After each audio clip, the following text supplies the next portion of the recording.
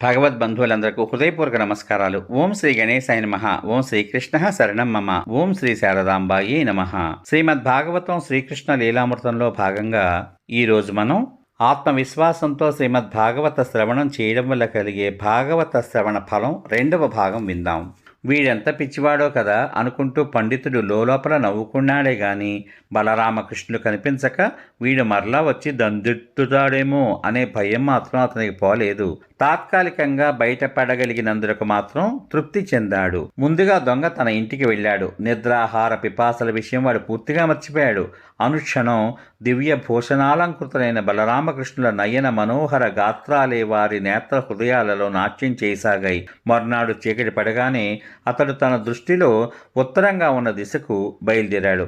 కానీ ప్రజలందరి దృష్టిలో మాత్రం అది దక్షిణ దిశయే. ఆ ఏకాగ్రతలో తన పాదాలు నేల మీద పడుతున్నది, ముళ్ళ మీద పడుతున్నది కూడా వానికి తెలియడం లేదు.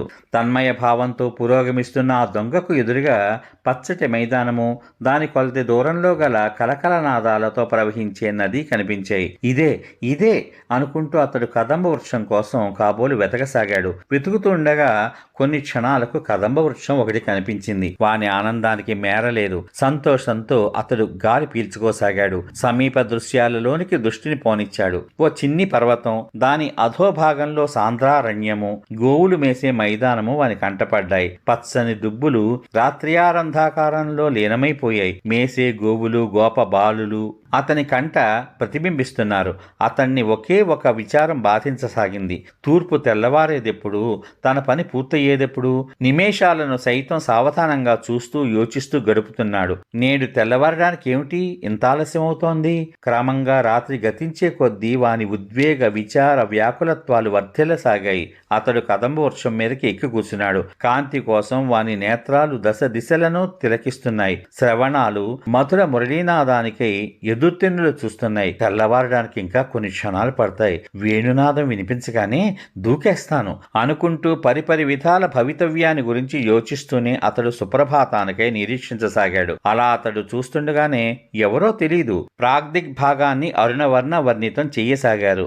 దొంగ హృదయంలోని అనిర్వచనీయ వ్యాకులత్వంతో కిందకి దూకాడు. మురళీనాదం వినిపించకపోవడంతో అతను మరలా చెట్టెక్కాడు. అక్కడ కూడా ఎలాంటి నాదము వినిపించడం లేదు. నిరాశ కారు మేఘాలు అతని హృదయాంకాన్ని ఆచ్ఛాదితం చేస్తూ ఉండగా బహుదూరం నుండి మధుర మురళీనాద సంభరిత వాయుతరంగాలు శ్రవణపేయంగా సోగుతూ ఉన్నాయి. మరలా చెట్టు మీద నుంచి కిందకు దూకేశాడు. క్రమక్రమంగా వేణునాదం సమీపించే కొలది వాని చైతన్యం దూరం కాసాగింది. స్వపర భేదాలను మరిచివాడు ఆనంద పారవస్యంలో మూర్ఛితుడై నేల మీద పడిపోయాడు. కొన్ని క్షణాలకే తిరిగి రాగా లేచి చూసేసరికి సమీప ప్రదేశం దివ్య శీతల ప్రకాశంతో నిండి మనోహరంగా గోచరించసాగింది. ఆ మనోహర ప్రకాశంలో త్రిభువన కమనీయ మోహన రూపాలతో 2 సుకుమార దివ్య కుమారులు అలౌకికమైన తమ శరీర కాంతులను వ్యాపింపచేస్తున్నారు. గోవులు గోప బాలురు వాని మున్ముందు దూరంగా సాగుతూ ఉన్నారు. ఆ సుందర సుకుమార కుమారులను ఇద్దరినీ అతడు మనసారా తనివితీరా చూస్తూ ఉండిపోయాడు తప్ప పిలవలేకపోయాడు. పైగా తను వచ్చిన పని మర్చిపోయాడు. ఆహాహాహా, ఎంతటి సుందర వదనార విందాలు! వీరి అధర నేత్రాలు అమృతరస భరితాలు కదా. అమూల్య దివ్య భూషణ భూషితాలై సర్వాంగాలు శోభిలుతున్నాయి. ఎంత దారుణం! పశువులను మేపడానికి ఈ సుకుమార శిశువులను అడవులకు పంపిన తల్లిదండ్రులు ఎంత క్రూరులో కదా. ఏవేవో కదా.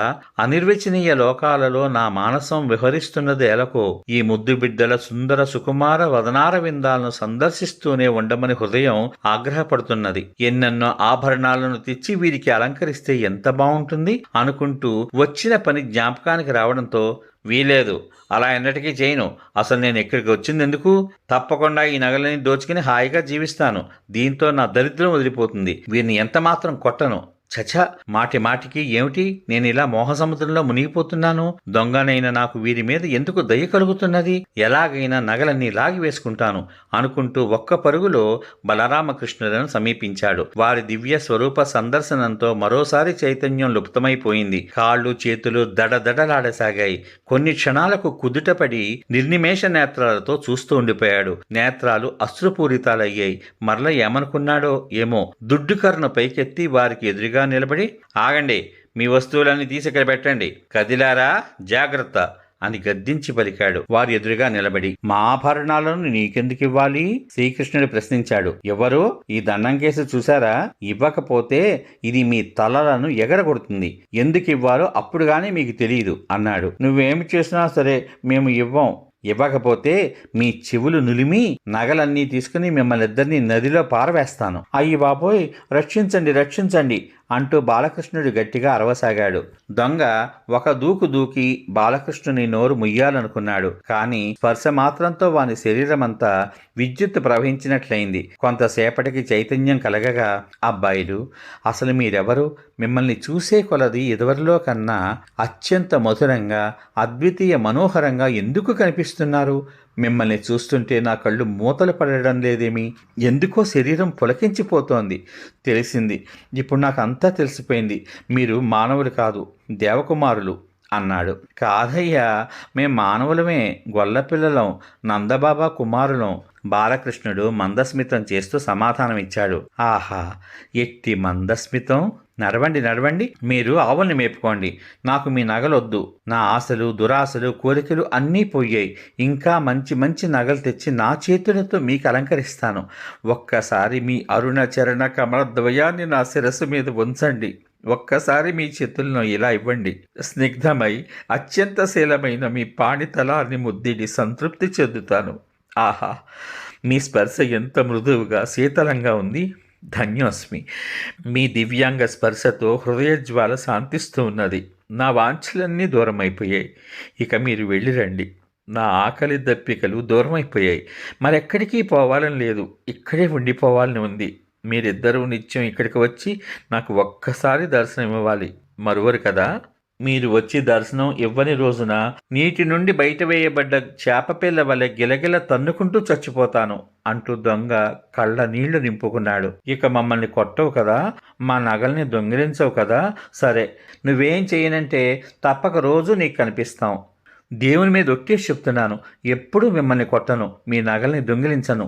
మిమ్మల్ని కొట్టగలవాడి ప్రపంచంలో ఎక్కడున్నాడు? మిమ్మల్ని చూస్తుంటే శక్తి అంతా మాయమైపోతూ ఉన్నది. ఏ ఏ లోకాలలో మనసు విహరిస్తోందో తెలియదు కదా. అట్టి దశలో మిమ్మల్ని ఎవరు కొట్టగలరు? సరేలేండి, ఇక మీరు వెళ్ళి మీ పని చూసుకోండి. మేము నీకు మా నగలన్నీ ఇస్తాము, తీసుకుంటావా? మీరు స్వయంగా ఇస్తున్నారా? అయితే తీసుకోవాల్సిందే. కానీ మీ తల్లిదండ్రులు నగలేమయ్యాయని మిమ్మల్ని కొడతారేమో? ఎప్పుడూ కొట్టరు. మేము రాజకుమారులం, పైగా శ్రీమంతులం. మా దగ్గర ఇలాంటి నగలు చాలా ఉన్నాయి. నువ్వు కావాలంటే ఇలాంటివి ఎన్నైనా ఇవ్వగలం. నాకేమీ వద్దు, నేనేం చేసుకుంటాను? మీ మాట కాదనడం కూడా కష్టంగానే ఉంది. నిజంగా మీ దగ్గర ఇలాంటి నగలున్నాయా? ఉన్నాయ్యా, లేకపోతే ఎందుకు ఇస్తాం? నువ్వు వీటినింటికి తీసుకెళ్ళు అంటూ బలరామకృష్ణులు తమ నగలన్నీ ఒలిచి వాని కంబళిలోనే పోసి మూట కట్టి ఇచ్చారు. అతడు ఆ మూటను భుజాన వేసుకుని, బాబు, నేను మరలా వస్తే నగలు ఇవ్వకపోయినా మీ దర్శనం మాత్రం తప్పక ఇప్పిస్తారు కదూ అంటూ ప్రశ్నించాడు. నీకు తప్పక మా దర్శనం, ఆభరణాలు రెండూ కూడా లభిస్తాయిలే అని వారు బదులు పలుకగా దొంగ వారికి వినయంగా దండం పెట్టి మూటతో స్వగృహానికి బయలుదేరాడు. ఆనంద సాగరంలో ములుకలు వేస్తూ ఇల్లు చేరుకున్నాడు. సశేషం.